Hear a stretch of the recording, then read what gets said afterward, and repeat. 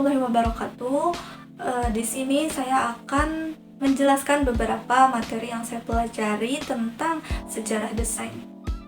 Pada tugas UAS sejarah desain kali ini, saya ditugaskan untuk menjawab 9 pertanyaan yang diberikan oleh dosen saya. Saya akan menjawab ke-9 pertanyaan itu dalam video ini. 3 faktor utama dari lahirnya gerakan seni Bauhaus. Yang pertama adalah pendidikan. Bauhaus adalah sebuah sekolah seni dan desain di Jerman yang sangat berpengaruh dan terkenal dengan keunikan gabungan antara seni dan teknik dalam produksi massalnya. Nah, dalam perkembangannya ini lebih dikenal sebagai nama sebuah gaya seni tersendiri. Sekolah ini juga berdiri pada tahun 1919. Bukan cuma seni, tapi gerakan Bauhaus ini bergerak dalam arsitektur, yaitu utopia, berdasarkan pada idealisme dan bentuk yang sederhana dalam fungsi yang lugas. Faktor yang kedua adalah perekonomian. Sebuah kepercayaan bahwa mesin perekonomian dapat membawa secara elegan benda-benda yang telah didesain menjadi milik massa, menggunakan teknik-teknik dan material yang digunakan secara khusus untuk penggunaannya. Faktor yang ketiga adalah untuk mendorong seniman-seniman dan pengrajin individual untuk bekerja bersama dan mengkombinasikan semua keahlian mereka. Berikut ini adalah beberapa contoh karya yang lahir di era gerakan Bauhaus. Yang pertama adalah Red Balloon. Red Balloon ini dilukis oleh seniman yang bernama ikonik Paul Klee di tahun 1922. Bentuk geometris yang berwarna-warni yang terlihat seperti melayang memberikan kesan yang sangat unik.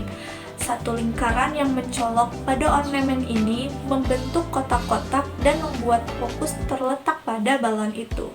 Yang kedua adalah karya yang bernama Yellow Red Blue. Yellow Red Blue ini dilukis oleh Wassily Kandinsky tahun 1925. Warna permanen di lukisan menampilkan bentuk kotak, lingkaran, segitiga, kemudian dicampurkan dengan bentuk-bentuk yang sangat abstrak. Ciri khas dari gerakan freestyle yang menjadi sumbangsih bagi dunia desain grafis. Ciri khas yang utamanya itu adalah memanfaatkan ruang yang negatif, bersih, dan juga sederhana. Nah, gaya Swiss style ini lebih sering menggunakan font sans serif. Nah, itu adalah ciri dari gaya ini. Dan ciri khas yang lainnya dari gaya ini adalah tata letaknya yang asimetris dan penggunaan kisi jenis huruf sans serif seperti accidents, terus teks rata kiri dan teks rata kanan yang memiliki ciri yang compang-camping ya, seperti setiap desain yang dikerjakan dengan international typographic style dalam pikiran dimulai dengan kisi-kisi matematika, gaya yang diyakini dan memiliki pengekspresian yang semangat pada zaman yang lebih progresif gitu. Nah, semua itu didesain oleh desainer awal dalam gerakannya pada masa itu. Beberapa contoh karya Swiss style. Yang pertama adalah sering disebut sebagai International Typographic Style atau International Style. Gaya desain yang berasal dari Swiss ini berdiri pada tahun 1940-an. Seni ini adalah dasar dari banyak perkembangan style desain grafis pada abad ke-20. Nah, style desain ini lebih disukai karena lebih mengutamakan kesederhanaan tanpa tambahan ornamen, bersih, dan juga sangat memanfaatkan ruang negatifnya. Desain yang sedang populer dan paling banyak digunakan sekarang ini juga terinspirasi dari gaya desain ini. Style desain ini pada masanya lebih banyak digunakan untuk desain poster yang merupakan sarana komunikasi yang paling efektif kala itu. Prinsip dasar dari lahirnya gerakan seni pop art adalah budaya. Gerakan ini diilhami oleh budaya yang populer dan komersial di dunia barat dan dimulai sebagai pemberontakan melawan bentuk seni tradisional. Seniman pop merasa bahwa seni yang dipamerkan di museum atau diajarkan di sekolah tidak mewakili dunia nyata, dan sebaliknya mencari inspirasi dari budaya masa kontemporer. Intinya, mereka akan mengiakan berbagai teknik yang tidak membutuhkan keterampilan tradisional yang harus dilatih selama bertahun-tahun untuk menguasainya. Konsep yang ditawarkan oleh para penggagas diantaranya Andy Warhol boleh dibilang merupakan tokoh yang paling berpengaruh dan paling terkenal dalam sejarah perkembangan pop art. Sebelum menginjakan kakinya di dunia seni murni, ia adalah ilustrator komersial yang sukses dan mendapatkan bayaran yang sangat tinggi di New York. Penggagas yang kedua adalah Roy Lichtenstein, merupakan salah satu seniman pop art Amerika pertama yang mencapai popularitas tinggi. Bahkan sebelum Andy Warhol, ia juga menjadi salah satu seniman pop art yang boleh dikatakan penangkal petir untuk kritik gerakan ini. Karya yang awalnya beragam ini telah bereksperimen dan mencoba berbagai aliran dan menunjukkan pemahaman yang cukup tinggi mengenai seni modern.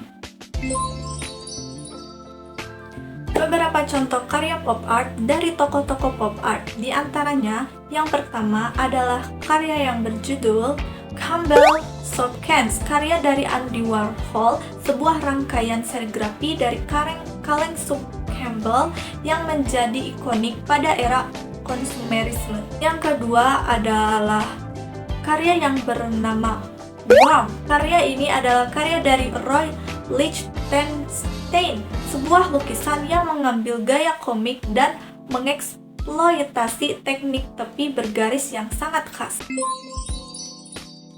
Momen-momen penting yang menjadi tonggak sejarah perkembangan desain grafis di Indonesia.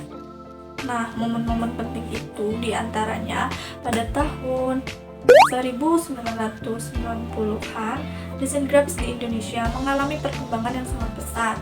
Desainer grafis di negeri ini berhasil menciptakan beragam desain yang kaya dan kompleks. Nah, semua itu didukung oleh kemajuan teknologi komputer yang memungkinkan penciptaan desain grafis lebih kompleks dan beragam. Nah, di era digital saat ini, desain grafis di Indonesia mengalami revolusi yang signifikan. Desain grafis yang telah menjadi salah satu alat komunikasi yang paling populer di negeri kita ini. Desain grafis ini telah menjadi salah satu aset terpenting dalam pembangunan ekonomi dan budaya di Indonesia. Lalu sejak awal tahun 2000-an, desain grafis di Indonesia semakin berkembang pesat menjadi komponen penting dalam pemasaran dan komunikasi. Nah, tentunya desain grafis yang telah menjadi aset penting bagi pembangunan ekonomi dan budaya di Indonesia ini meningkatkan daya saing dan kemakmuran negeri ini. Tentunya berguna bagi masyarakat, memperkaya kehidupan dan pengalaman mereka. Desain grafis telah menjadi salah satu komponen penting dalam pemasaran dan komunikasi di Indonesia. Berikut ini adalah beberapa contoh karya desain grafis di Indonesia. Yang pertama adalah desain periklanan. Desain-desain periklanan seperti brosur, banner, spanduk, dan pamflet, iklan, dan lain sebagainya tentunya merupakan salah satu produk desain grafis. Desain grafis diperlukan untuk merancang produk-produk tersebut agar lebih eye-catching atau menarik perhatian, sehingga kegiatan promosi yang dilakukan berhasil dan akan ada lebih banyak calon konsumen yang menggunakan produk atau jasa yang diiklankan. Yang kedua adalah logo. Logo adalah salah satu media yang sering digunakan untuk branding sebuah usaha perusahaan. Seluruh perusahaan atau bisnis, baik yang besar ataupun kecil, bahkan memiliki logo-logonya tersendiri untuk merepresentasikan produk atau jasa yang mereka miliki. Pada logo ini merupakan salah satu produk desain grafis yang sangat populer. Banyak pula para desainer grafis yang dibayar sangat mahal untuk menghasilkan atau membuat sebuah logo perusahaan. Yang ketiga adalah desain interior dan eksterior. Desain interior dan eksterior rumah atau bangunan juga menggunakan ilmu desain grafis loh. Diharapkan dengan simulasi penampilan secara virtual ini, para arsitektur atau developer bisa mempresentasikan gambar hasil dari interior dan eksterior rumah pada klien mereka. Beberapa gerakan seni dan desain yang lain yang tidak tersampaikan di dalam materi perkuliahan yang telah diberikan, diantaranya yaitu gerakan surrealisme. Definisi surrealisme yang tepat mungkin sulit dipahami, tetapi jelas bahwa gerakan yang mendukung avant-garde ini memiliki daya yang tahan, tetap menjadi salah satu genre seni yang paling mudah didekati. Selanjutnya, gerakan ekspresionisme abstrak.